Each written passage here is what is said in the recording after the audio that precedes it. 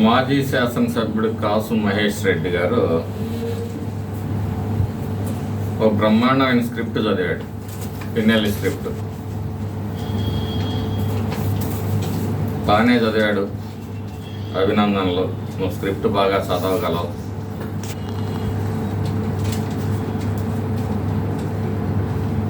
దాంట్లో కొన్ని అవాకులు చవాకులు అవాస్తవాల గురించి మాట్లాడాడు.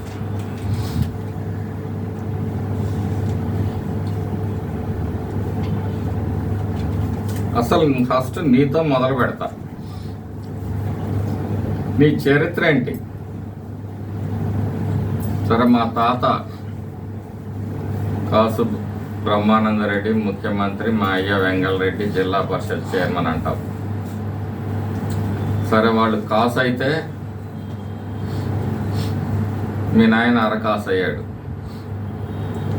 నువ్వు ఇప్పుడు పావు కాసు అయ్యావు. అసలు మాచర్ల గురించి మీకు ఏం తెలుసు అని మాట్లాడుతున్నావు?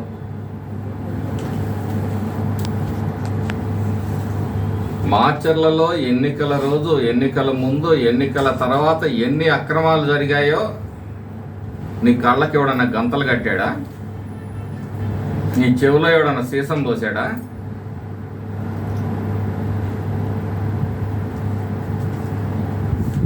స్క్రిప్ట్ చదివి రాసి ఇవ్వగానే చదవటం కాదు, దాంట్లో ఏముందో కూడా చూసుకోవాలా.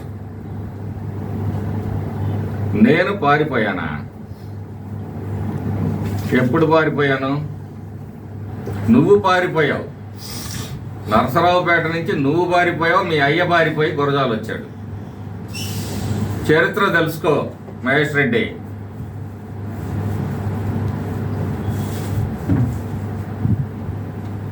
ఈ తిరకాసు మాటలతోటే మాట్లాడితే మాచర్ల ప్రజలు నీకు కొరకాసు పెడతారు.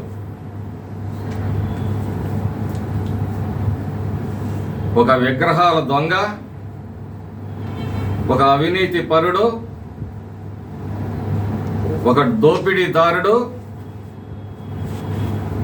మీ జిల్లా పార్టీ అధ్యక్షుడు. దౌర్భాగ్యం. అవునులే, అంతకన్నా ఏం జరుగుద్ది?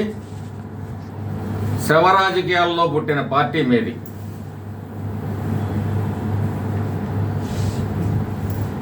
దోపిడీ డబ్బుతో పుట్టిన పార్టీ మీది. ఇంతకన్నా గొప్ప వ్యక్తులు మీ జిల్లా అధ్యక్షులు ఎక్కడ దొరుకుతారు? వందల సార్లు విగ్రహాల దొంగ అని మీ పార్టీ అధ్యక్షుడిని అడిగితే, అంటే ఏ రోజన్నా జీవితంలో నాకు ఆ విగ్రహాల దొంగతనంతో సంబంధం లేదని ఎప్పుడన్నా ఇచ్చాడా కనుక్కో.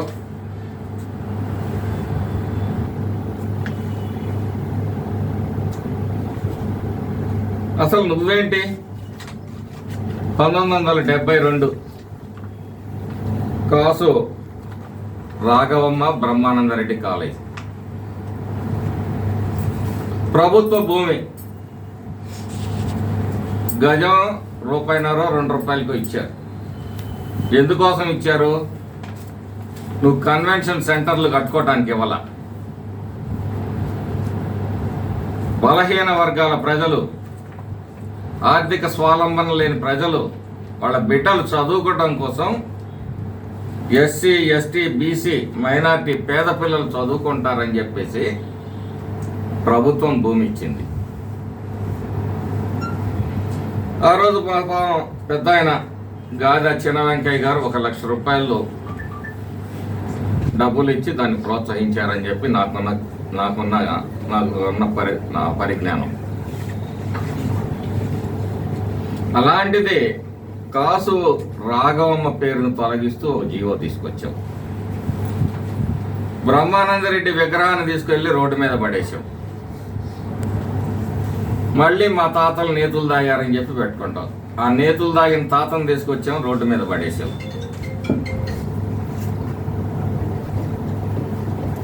ఈరోజు ఆ కన్వెన్షన్ సెంటర్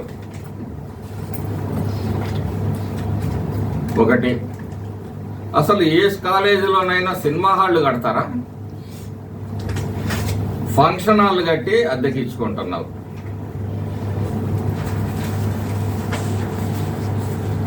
క్రికెట్ స్టేడియం అని చెప్పేసి దాని నుంచి డబ్బులు దండుకుంటున్నావు. అసలు నీ కాసు సెంట్రల్ కట్టడానికి నాకు తెలిసినంత వరకు మీ నాయన కూడా అవినీతి పరుడు కాదు. మీ తాతలు సంపాదించి పెట్టిన కోటలు ఏం లేవు. మరి కాసు సెంట్రల్ కట్టడానికి నీకు కాసు ల్యాండ్ నుంచి వచ్చాయి పావు కాసు.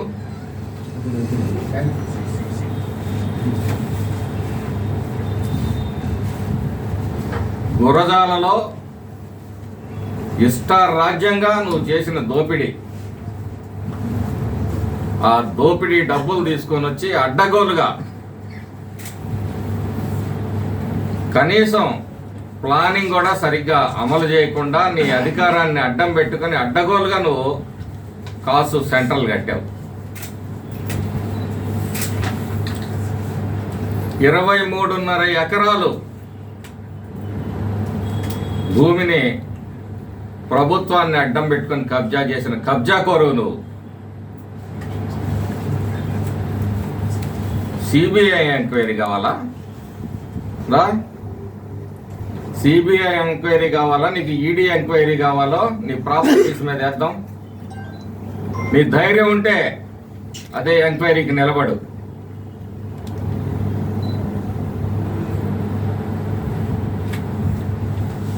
పిన్నెల్లి రామకృష్ణారెడ్డి మీద అక్రమ కేసులు బనాయించారంట. అతని నేర చరిత్ర ఎప్పుడు తెలుసు నీకు? ఇద్దరు ముస్లిం డబల్ మర్డర్ కేసులో చిన్నతనంలోనే అతను ముద్దాయి.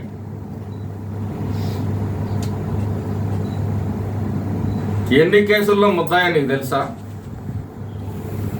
నన్నంటున్నావు ఆత్మకూరు సంఘటనలో నేను దగ్గరుండి చంపించానని. ఒకటే ఛాలెంజ్ చేసి చెప్తున్నా పావు కాసు, నీ ధైర్యం ఉంటే రుజువు చేయి. రాజకీయాల నుంచి శాశ్వతంగా విరమిస్తా, లేకపోతే నువ్వు విరమిస్తావా? నేను హైదరాబాద్లో ఉన్నప్పుడు ఇన్సిడెంట్ జరిగింది, అందులో నన్ను పెట్టారు. కేసు గ్రావిటీని బట్టి నన్ను డిలీట్ చేయడానికి చేస్తే ప్రభుత్వం మీద చెడ్డ పేరు వస్తుందనే ఉద్దేశంతో ఆ రోజు దాన్ని కంటిన్యూ చేశాను. గుండ్లపాడు గురించి నీకేం తెలుసు? అసలు గుండ్లపాడు ఎక్కడుందో నీకు తెలుసా? నీకు లైమ్ స్టోన్ మైన్ ల్యాడ్ ఉన్నాయి, క్వార్ట్జ్ మైన్ ల్యాడ్ ఉన్నాయో తెలుసు, కానీ పల్నాడులో